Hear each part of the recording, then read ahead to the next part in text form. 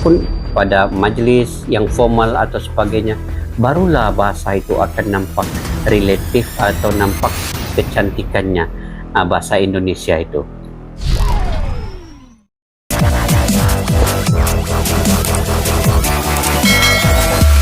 Assalamualaikum warahmatullahi wabarakatuh dan salam sejahtera. Bertemu lagi kita di channel Askalani Studio. Apa kabar semua sahabat-sahabat di luar sana? Semoga berada dalam keadaan sehat walafiat, sentiasa dimurahkan rezeki dan juga sentiasa dipanjangkan umurnya dalam berkatan guys. Dan insya Allah di bulan yang mulai ini sama-samalah kita mengerjakan amal ibadah dalam keadaan yang lebih sempurna lagi guys. Oke guys, insya Allah pada hari ini apa yang kita mau react pada hari ini ialah berkaitan dengan bahasa Indonesia guys. Beberapa react sebelum ini yang saya buat video reaction berkenaan dengan bahasa Indonesia. Tapi kali ini kita belajar bahasa Indonesia dengan lebih mendalam lagi guys. Ini telah diutarakan oleh seorang bule, yang bule ini berasal daripada Australia ya. Jadi dalam channelnya ini, sebelum itu guys, channel ini kita ambil daripada channel Sobat Indonesia. Oke, sesiapa yang baru ketemu dengan channel ini yaitu Sobat Indonesia ini, bolehlah subscribe, like, share dan komen guys, supaya channel ini berkembang lebih maju lagi ke hadapan. Kita sokong dan dukung channel-channel tempatan daripada Indonesia ini guys. Oke, apa tajuknya yang kita mau react pada hari ini ialah bahasa Indonesia itu mudah atau sulit. Dibentangkan oleh John, saudara John ya, yaitu pemenang Naila Executive Award 2015. Jadi jom sama-sama kita saksikan guys. Oke. Naila National Australian Indonesia.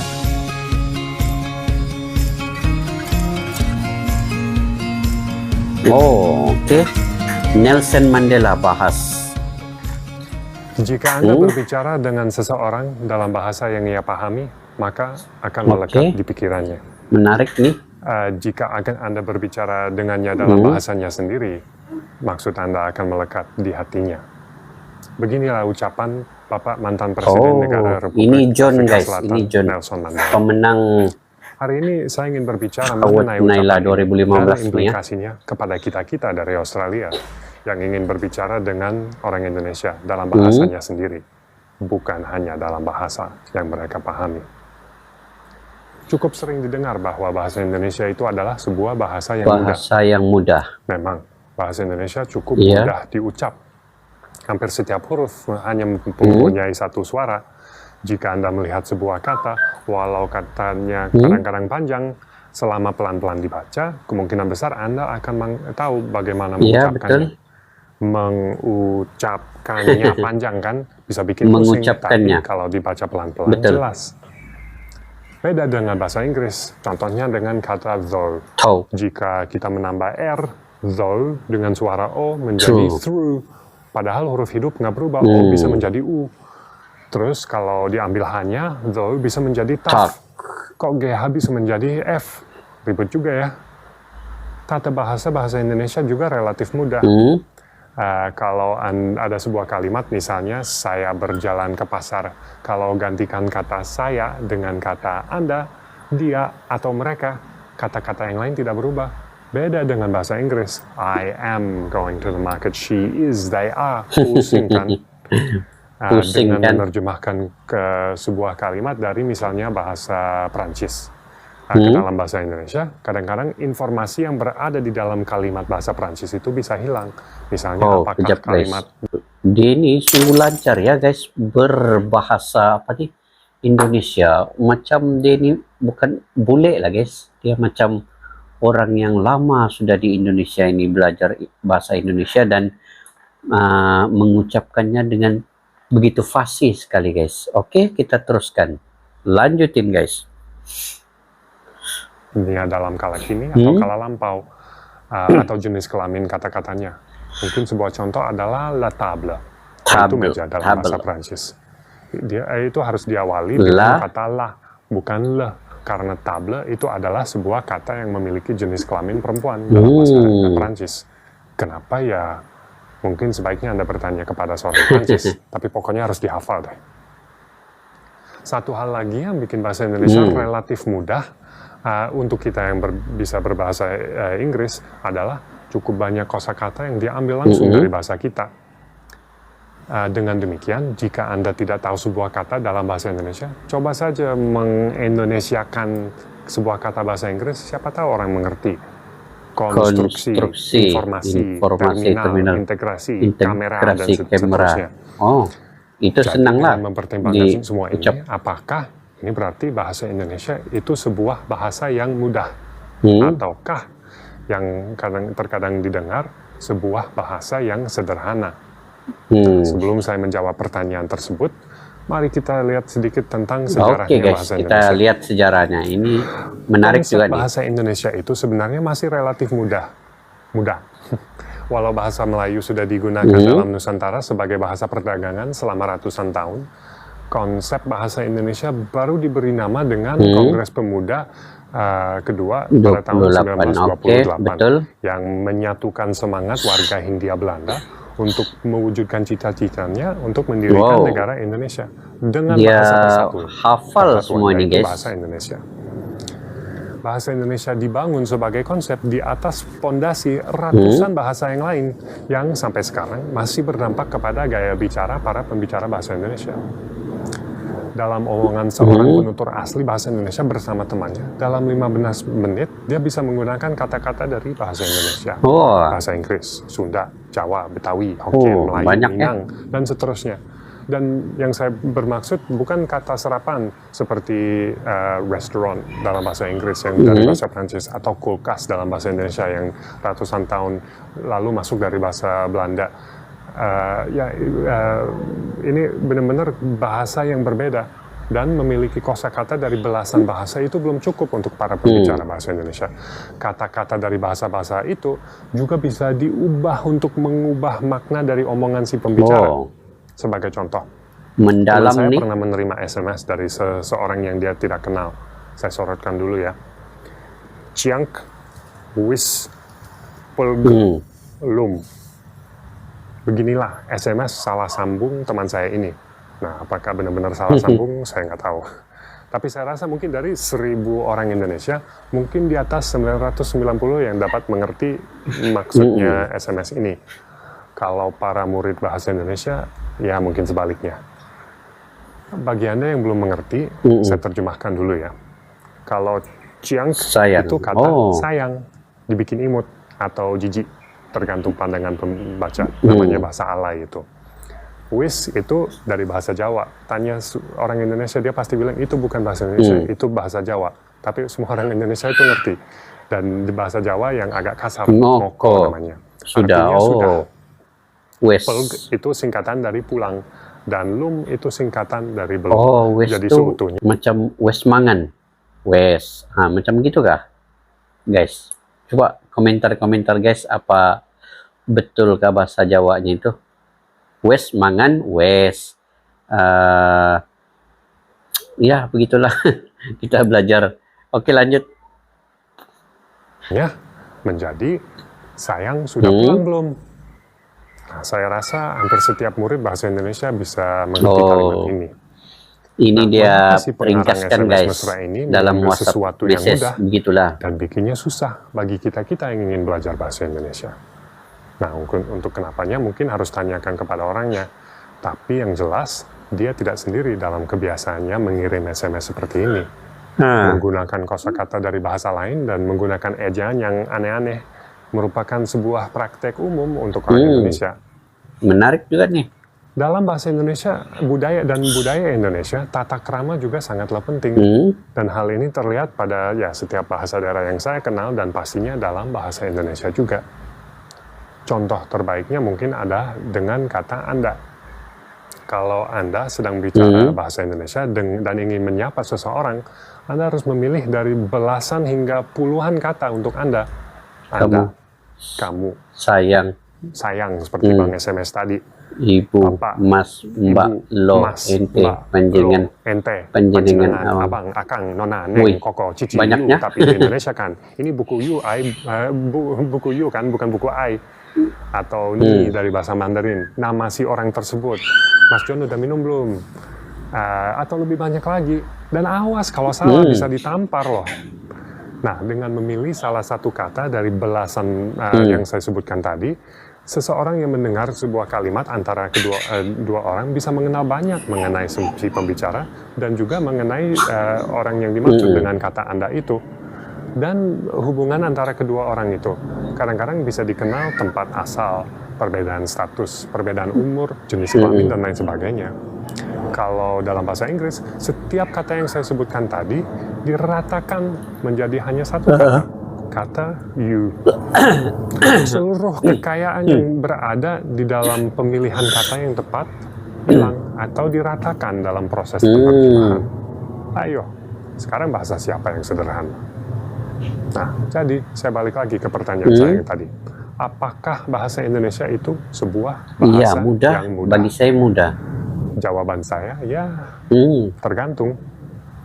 Kalau yang Anda maksud dengan bahasa Indonesia adalah bahasa Indonesia pas-pasan, ya mungkin saja itu bisa dibilang relatif mudah dibanding dengan bahasa-bahasa lain. Selamat siang, di mana toilet, terima kasih. Ya memang itu tidak begitu susah. Tapi kalau kita balik lagi kepada ucapannya Bapak Presiden Mandela, bahasa Indonesia pas-pasan adalah sebuah bahasa yang orang Indonesia pahami, bukan bahasanya sendiri. Jika Anda ingin berbicara dengan seorang Indonesia dalam bahasanya sendiri, maka Anda harus akrab dengan puluhan kata untuk Anda. Dan beberapa lagi untuk saya. Evolusinya bahasa Indonesia yang terus berlangsung dan segala kompleksitas yang timbul oleh karena interaksi bahasa Indonesia dengan ratusan bahasa lainnya yang sampai sekarang masih berada di dalam negara Indonesia.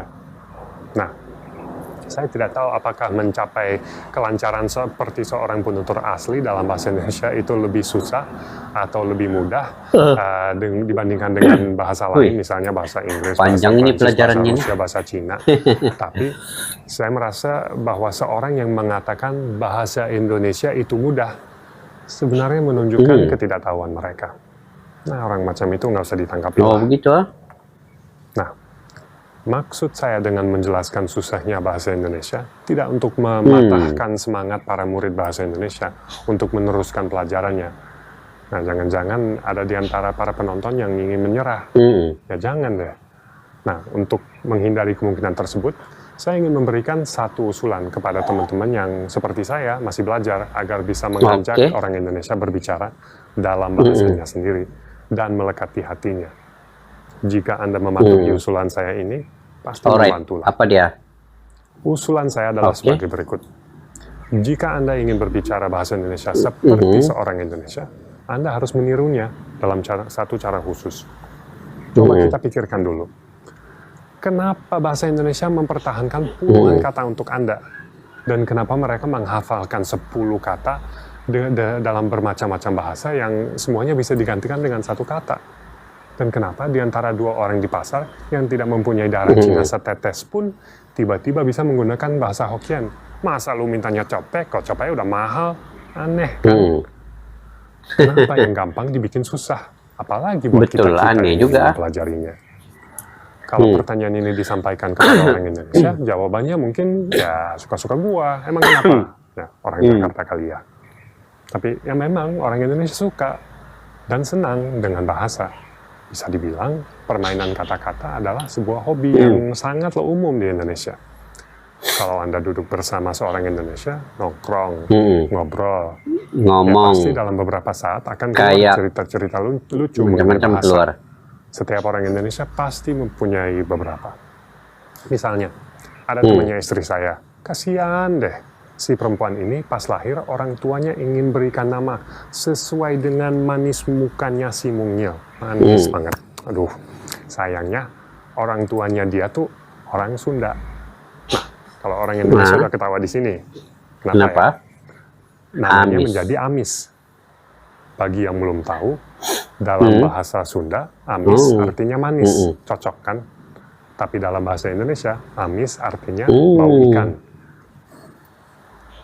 Nah, Atau coba sekali-sekali ajak seorang Indonesia berbicara tentang bahasa Melayu.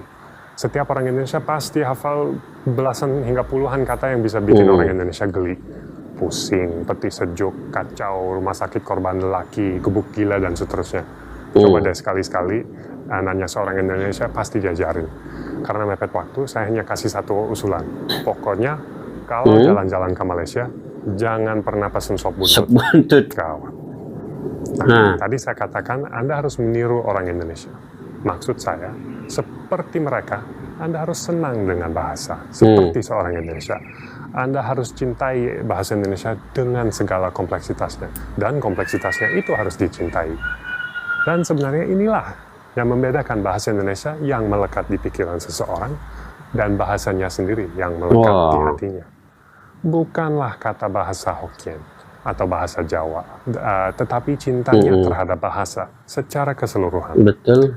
Jadi, bagi Anda yang sedang belajar bahasa Indonesia, jangan menyerah jika Anda belum bisa berimprovisasi, memadui atau membumbui kata-katamu seperti orang Indonesia. Jika Anda mencintai dan menghargai kompleksitas bahasa Indonesia, kalau bahasa Indonesia pas-pasan pun, maksud Anda akan melekat pada hati si pendengar. Demikian yang dapat saya sampaikan hari ini. Atas perhatian, saya ucapkan sama-sama.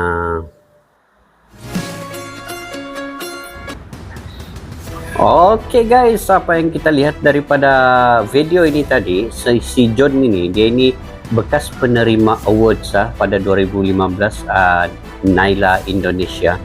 Dia begitu fasih guys berbahasa Indonesia ini. Kalau saya melihat apa yang disampaikan oleh beliau itu cukup mendalam dalam bahasa Indonesia ini, yang mana kita sebagai orang awam ini kurang mengetahuinya guys. Tetapi apabila dihuraikan oleh saudara John ini tadi, seolah-olah rupanya ada banyak lagi bahasa-bahasa yang di dalam yang perlu kita teliti secara halus. Kalau kita ingin betul-betul mempelajari bahasa Indonesia, kayaknya begitu ya. Jadi saya pun coba belajar juga lah beberapa perkataan atau kosakata dalam bahasa Indonesia, ataupun kata-kata penghubung yang cukup banyak tadi, macam kata ganti ataupun aku, saya, gue, panjenengan, macam-macam lah tadi ya. Jadi macam sulit untuk kita pelajari, tetapi bila kita bergaul lah, macam John begitu tadi, bila kita bergaul dengan orang Indonesia, bercakap sehari-hari, lama-lama kita akan tahu kata-kata ganti untuk diri kita yang mana sesuai digunakan, sama ada untuk dewasa, untuk orang anak-anak, ataupun pada majelis yang formal atau sebagainya. Barulah bahasa itu akan nampak relatif atau nampak kecantikannya bahasa Indonesia itu. Dan saudara John ini tadi mengutip sejarah bahasa Indonesia itu telah digunakan sejak daripada tahun 1928, yang mana ia menjadi satu persatuan penyatuan bangsa Indonesia itu sendiri daripada berbagai-bagai bahasa di daerah-daerahnya disatukan dalam satu bahasa, yaitu bahasa Indonesia. Nah, sebenarnya bahasa Melayu itu walaupun dia lebih awal daripada bahasa Indonesia, tapi bahasa Melayu itu kalau dimaksudkan oleh rakyat Malaysia sebagai satu bahasa, bukan sebenarnya Melayu Malaysia, bukan. Sebenarnya bahasa Melayu itu ditakrifkan sebagai Melayu di Indonesia, di Asia Tenggara, Singapura, di Brunei, di Malaysia, di Sabah, Sarawak, tetapi dalam dialek yang berlainan. Itu yang dimaksudkan Melayu Malaysia. Dia bukan bermaksud bahasa Melayu dari Malaysia guys, tetapi dari Nusantara ini sebenarnya. Jadi kadang-kadang timbul kekeliruan seperti itu. Cumanya apabila Malaysia menyebut Melayu itu bukan berarti milik Malaysia, dia sebenarnya dari keseluruhan di Nusantara ini. Tetapi apa yang lebih penting, bahasa Indonesia itu telah diangkat pada tahun 1928 itu tadi menjadi satu bahasa yang lebih multilateral, yang untuk kegunaan di seluruh Indonesia dengan merangkumi di bawahnya berbagai-bagai bahasa lagi, dan menjadi pemersatuan budaya dan jiwa setiap insan di Indonesia itu untuk mengangkat juga negara Indonesia dan bahasa itu sendiri, guys. Oke, saya tertarik juga dengan saudara John ini tadi dalam dia menyampaikan erti sebenar bahasa Indonesia itu. Untuk yang baru belajar, sebenarnya ada banyak misteri ataupun rahasia-rahasia lagi di dalam suku kata Indonesia itu. Ada yang perlu kita gunakan dalam bahasa baku sehari-hari, tetapi ada yang perlu kita gunakan dalam keadaan yang formal untuk majelis-majelis ataupun mesyuarat dan sebagainya. Itu kita gunakan secara yang berlainan. Contohnya Anda, kamu, itu kita boleh gunakan dalam yang majelis-majelis formal. Tetapi kalau gue, aku, penjenengan, dan sebagainya tadi, itu kata sehari-hari. Jadi cukup cantik ya bahasa Indonesia itu bila diolah dan disatukan daripada bahasa-bahasa di daerah, contoh bahasa Sunda, Jawa, macam wes tadi, wes mangan, wes, yang gitu, kabarewa, waras, bahasa-bahasa itu cantik, guys. Sebenarnya kalau kita memahami dialek dan slang dan bahasanya sendiri, cukup kaget kita ngomong-ngomongnya begitu ya, kayaknya begitu ya. Oke, insya Allah guys, saya ingat itu saja yang saya dapat ulas. Saya mohon maaf juga lah kalau ada terkasar bahasa, tersalah fakta ya. Yang pentingnya saya pun sebenarnya sangat ingin belajar bahasa Indonesia itu. Walaupun Sabah ini mirip-mirip bahasa Indonesia, tetapi sebenarnya banyak lagi perkataan yang masih lagi belum saya fasih sebenarnya tentang bahasa Indonesia ini. Jadi syukur dapat lihat video ini daripada saudara John ini mengulas lanjut panjang tentang bahasa Indonesia ini tadi. Saya rasa macam ingin belajar lebih jauh lagi ke depan nanti. Oke, insya Allah jika kalian punya pandangan pendapat sendiri guys, boleh komen-komentar di bawah, tidak masalah, kita baca, kita ambil info yang berguna, kita ambil input yang positif. Itu lebih baik guys untuk kita sama-sama membangun Nusantara ini. Oke, sampai kita berjumpa lagi di video yang akan datang. Assalamualaikum, bye-bye.